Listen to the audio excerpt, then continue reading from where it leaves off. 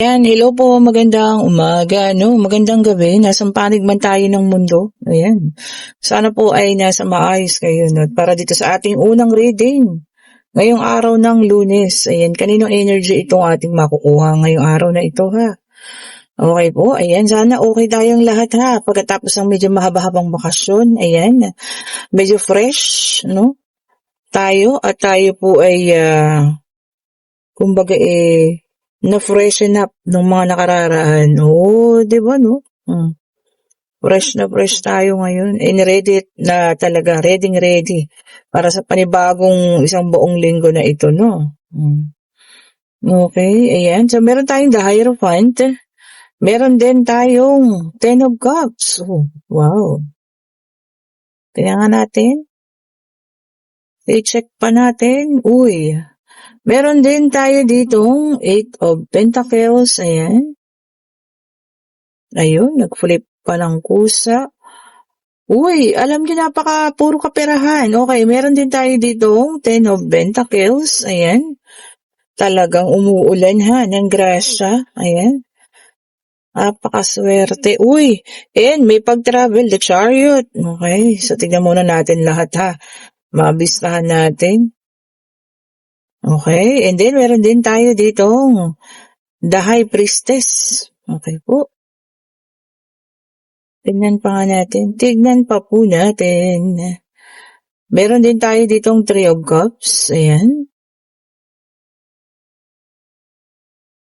Tignan pa natin itong pakiramdam ko po. Ito ay isang magandang balita. Napaparating sa atin, sa ating lahat ito. I-claim nyo na, Ayun. Okay. Ito po para sa ating lahat. Sa unang latag pa lang, napakaganda, napakadaing paparating, nakasahod ang mga cups. Ayan po, maaring may isang tao rito, na sobra ang pananalig. Napaka-grateful ng taong ito na kahit na anong dumating, ayan, merong mga kasakitan or masasakit na pangyayari sa buhay niya na dumating, napaka-grateful pa rin po ng taong ito, Sobrang grateful niya. Kumbaga, maliit, malaking bagay, kung ikaw man ito, pinagpapasalamat mo sa Diyos, ayan, malaking bagay man ito, pasalamat pa rin. Okay, napakalakas din ng intuition ng taong ito, Ayan. Ito nga sinasabi ko, may pag-travel, ayan, maaring ito ay sa paghahanap buhay din. So, ito na, yung iniintay mo na magandang kapalaran, paparating na. So, paparating na ang swerte pong ito, Nagkaroon man ng kakaunting mga kasakitan dito, kasi may pagsisisi, baka may nagawa kayo nung araw na talagang pinagsisisihan nyo na ngayon, Kaya ito na po, paparating na kung ano man itong iniintay mo, This is a good luck. Maaring ito po yung iniintay mo na pag-ikot ng kapalaran, para sa iyong financial, ayan. Pwede rin namang sa pag-ibig, kung kayo'y laging sawi, ayan na, ito na po, So, i-claim nyo na. Tanggapin niyo po ito dahil ito nga sabi ko sa inyo ay bigay at regalo ng ating Panginoon, Lalo na kung kayo yung taong napakahilig yung magpasalamat, napaka-grateful ninyo.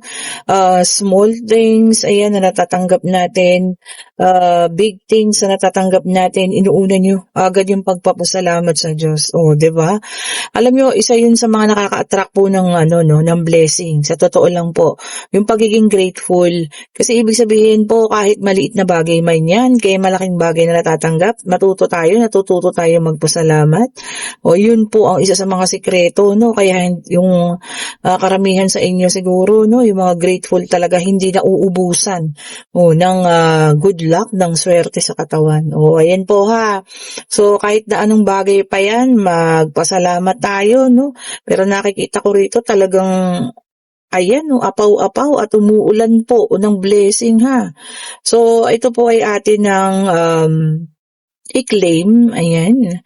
Palaguin, syempre, ayan po, Itago kung hindi pa natin kakailanganin gamitin, kung ano man itong paparating na blessing na ito. And, yun nga, i-appreciate natin, Pasalamat tayo, Ayan. Alam ko nararamdaman mo, kasi napakalakas ang iyong pakiramdam, isa kang high priestess. So, alam ko pong nararamdaman mo na paparating po ang kaperahan na ito or kung ano man itong blessing na ito, ha. Okay, and then meron tayong water sign. Ayan. Oh, eto na nga. This is a new beginning also. Oh, 'di ba? Ang ganda. Pagbabago. Ayan. A new beginning. Katapusan na rin po. End of cycle. So, kung meron tayong nararamdaman na medyo nasa punto ng mga nakaraan na nakakaramdam tayo na parang hirap na hirap, ayun na po. Magtatapos na po, ha. I-claim nyo na yan. Magpasalamat sa Panginoon. Ayan, ha. Paparating na po ang bagong pag-asa mo, ang bagong, alam niyo yun, regalo na ibibigay niya sa inyo, no? Ayan. So, ayan, siguro napaka-grateful mong tao. Sabi ko nga, small things, pasalamat agad. Kaya ayun po, na-attract ninyo po ang swerte, ha? And then, meron tayong Page of Pentacles, Earth sign, Taurus, Virgo, and Capricorn. Yung kanina, water sign, ha? Cancer, Scorpio, and Pisces. Ayan, kaya naman pala, financial opportunity is coming. Ayan. Ito po yung talaga ninyong minimithi. Sabi niya nga, manifestation. Minamanifest mo talaga ito, no? Kung ano man po ito, eto na. Parating na, i-claim mo na po, ha? Oh, 'di ba? Ang ganda, ha? Ang ganda po. Sobrang ganda ng reading natin ngayong ito, no? Ngayong araw na ito. Kung ano man yung matagal mo nang hinihingi, ibibigay na. At yung hirap na nararamdaman mo, matatapos na. End of cycle.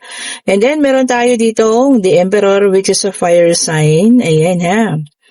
No, sabi rito, no, maging self-discipline tayo daw pagdating nito. Kung ano man po ito, kung gaano man ito kalaki, disiplinahin ang sarili, oo nga naman. Baka naman alam niyo yun, maging maubos lang sa mga walang kwentang bagay, kung ano man itong iniregalo sa inyo ng Panginoon. So ayun po, isa-discipline tayo, ha. Tapos pagtuunan natin ang pansin, yung mga talagang numero unong kailangan natin. Okay, and then meron tayong Six of Wands, which is a fire sign. Ayan. So meron na tayo dito, water, earth, fire ulit. Ayan, ha. O yan, baka yung iba daw sa inyo, mawala ng control, ha. Kontrolin po natin. Ayan ang mga bagay-bagay. Kung ito man ay pananalapi, financial, ayan. Or ito ay yung pag-ibig, ganyan, kontrolin po natin, ha. Okay po, kung ano man po ito. So, i-control po natin. Ayan, tingnan pa nga natin kung ano pa ang paparating, ha. Tayo yung magmaniobra dito po sa kung ano man itong matatanggap nating blessing na ito, ha. Okay, tayo yung mag-control. Oh. Okay, and then ito para sa iba naman, the moon, water sign ulit. Ayan. Sabi rito, no, meron tayong premonition. Maaring meron kayong nakikita na maaring mangyari, malakas ang inyong intuition. Ayan, kung ano man po ito, no? So mag-ingat kung ano man yung premonition, na ipapakita sa inyo ng ating Panginoon or ng universe. Ayan, kung ano man po yun, sana ma-interpret nyo na maayos, yung mga premonition na ganyan.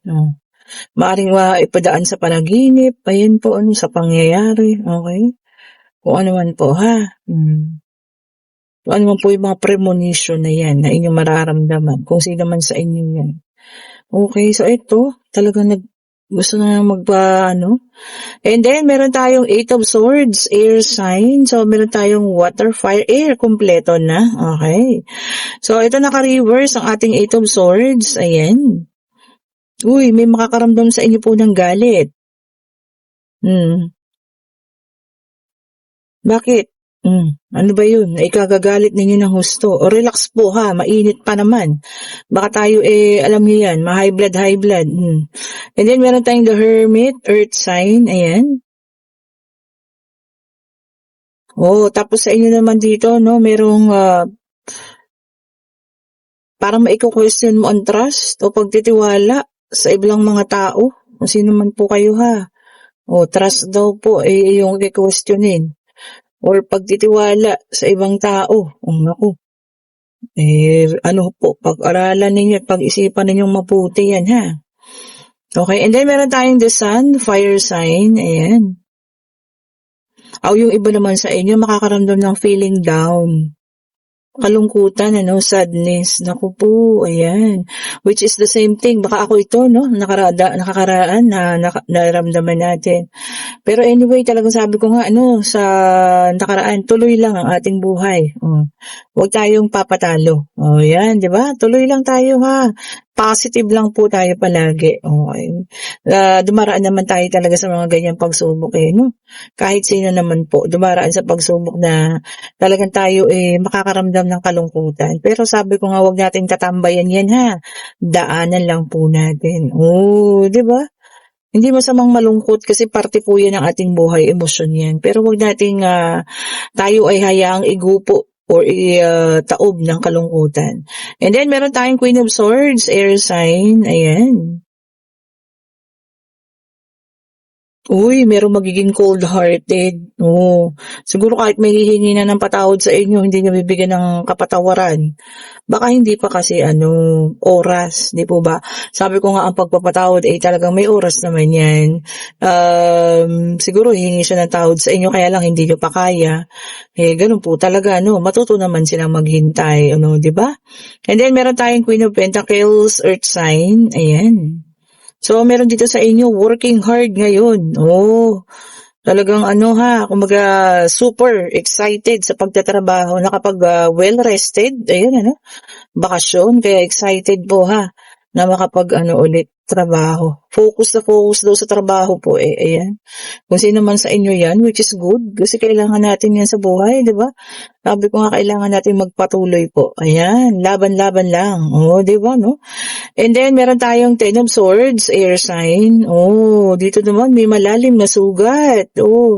Na mabubuksan ulit. Ano ba ito? Baka may pangyayari na mag-open up ulit ang sugat na matagal na sanang naghilom na, pero mabubuksan daw po ulit. Sana po makayanan ninyo. Ayan baka may isang tao magpapaalala or makakausap ninyo ulit na siyang nakapagbigay sa inyo ng sobrang sakit na pakiramdam. Okay, so ayun po, sana makayanan natin And then, meron tayo ditong Four of Pentacles, which is an earth sign. Ayan. Yung iba sa inyo po nag-a-apply ng maaaring ito ay insurance, sinisecure ang future. Ayan, nag-o-open ng mga bank account. Ayan po, which is good. Tama-tama po yan, especially, para sa inyong pagtanda, para din sa inyong mga anak. Ayan, i-secure ninyo ang future nila. Ayan Okay po, and ngayon kung kayo yun nasa situational reading, feeling ko tayong lahat ito na may paparating na swerte dahil sa pagiging grateful natin. Ayan po, sahurin natin At atin pong itong pagyamanin, ayan, ingatan, and sabi nga take control of it. Tayo yung dapat mag-control po Okay, hindi kayo yung dapat na i-control na kung ano man ito. Kayo po ang mag-control. Okay, and ito na ang ating yes and no card. Magtanong na pag-ibig, pangyayari. Okay po. Ang tawag dito, financial, pwede rin itong pag-alis, kung kayo may pupuntahan, mag-abroad, ayan Okay po, pero dun sa eskwela, yung mga college dyan, hindi pa sila tapos, mga nag-aaral pa rin, mag-e-examine na. Okay, kung ano man, Divine Universe, ibigay mo po sa amin ang katanungan, sa kanilang katanungan po. Ayun di ba napakabilis? Okay, tingnan natin ang sagot. Sa ngayon po ay no, ayan At meron po ditong aalis, ayan, maaari ito ay sa trabaho, matutuloy na. Ayan po, traveling kasi nakalagay. So ayan po kung ikaw ay nag-apply sa paghahanap buhay or pwede rin sa ibang lugar ito, Ayan so ayun, magdedesisyon ka kung talagang tutuloy ka po sa lugar na ito, Okay po, and kung nagugustuhan niyo yung ating reading, pa-like, pa-share, pa-subscribe, and hit the notification bell para lagi kayong updated sa mga bagong videos na nire-release natin. Kung gusto niyo po ng private reading, mag-chat na kayo ngayon. Ayan. Available po tayo bukas Tuesday. Ayan. Kung sino po ang may gusto, i-click nyo lang yung link nandiyan sa comment section. Kung gusto niyo po ng ating mga bracelet, ayan, mag-chat na rin kayo. I-click nyo po yung link para mas lalo magdaggan ang inyong kaswerte para ma-attract lalo yung wealth, yung swerte, especially kung itong mga sit rin na yan And then kung gusto rin po ng proteksyon ang ating evil eye, ayan ano, para sa mga sumpa-sumpa at kainggitan, ayan, mag-order na po kayo ha. Ako lang po yung naglalagay ng link diyan. Thank you so much for watching po. Have a great day. Salamat po sa lahat ha. Bye-bye po.